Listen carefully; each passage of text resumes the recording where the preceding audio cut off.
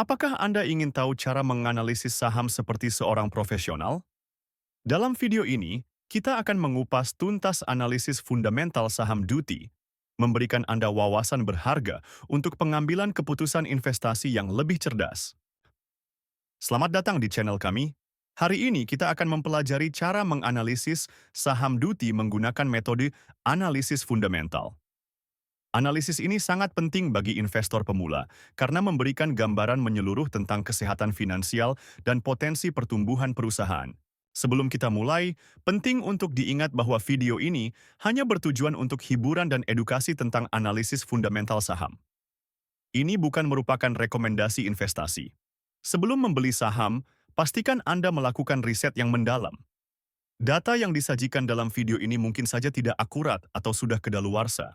Mari kita mulai dengan melihat pendapatan dan laba perusahaan Duty. Pada kuartal 2 tahun 2024, Duty mencatatkan pendapatan sebesar 4,26 triliun rupiah. Ini menunjukkan peningkatan yang signifikan dibandingkan tahun-tahun sebelumnya. Laba bersih perusahaan juga menunjukkan tren positif, mencapai 1,47 triliun rupiah. Pertumbuhan pendapatan dan laba yang konsisten ini menunjukkan bahwa Duty memiliki kinerja keuangan yang solid. Sekarang, mari kita lihat profitabilitas Duty. Gross Profit Margin atau GPM perusahaan pada kuartal 2 tahun 2024 adalah 59,66%. Operating Profit Margin atau OPM mencapai 32,79%. Dan Net Profit Margin atau NPM berada di level 34,68%. Angka-angka ini menunjukkan bahwa Duty memiliki kemampuan yang baik dalam menghasilkan laba dari penjualannya. Beralih ke posisi keuangan, Duty memiliki total aset sebesar 14,93 triliun rupiah pada kuartal 2 tahun 2024.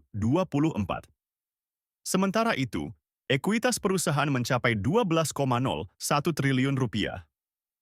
Hal ini menunjukkan bahwa Duty memiliki struktur modal yang kuat dengan tingkat leverage yang rendah. Kesehatan keuangan Duty terlihat sangat baik. Debt to equity ratio atau DER perusahaan adalah 0, yang berarti Duty tidak memiliki utang. Ini menunjukkan risiko keuangan yang sangat rendah. Equity multiplier atau IM sebesar 1,24 menunjukkan bahwa sebagian besar aset perusahaan dibiayai oleh ekuitas, bukan utang. Kinerja manajemen Duty dapat dilihat dari return on equity atau ROE dan return on assets atau ROA. ROE Duty pada kuartal 2 tahun 2024 adalah 11,63%, sementara ROA mencapai 9,35%. Angka-angka ini menunjukkan bahwa manajemen Duty cukup efektif dalam menggunakan modal dan aset perusahaan untuk menghasilkan laba. Tren ROE dan ROA yang meningkat dari tahun ke tahun juga menunjukkan perbaikan kinerja manajemen. Sebelum kita lanjut ke valuasi, jangan lupa untuk komen "mau" jika Anda ingin mendapatkan cheat sheet investasi saham yang bisa membantu analisis Anda. Dalam hal valuasi, kita akan menggunakan metode PI Band. Berdasarkan data, rata-rata PI Band Duty adalah 9,72. Dengan harga saham saat ini sebesar Rp3.950, nilai wajar Duty berdasarkan PI Band adalah Rp5.521.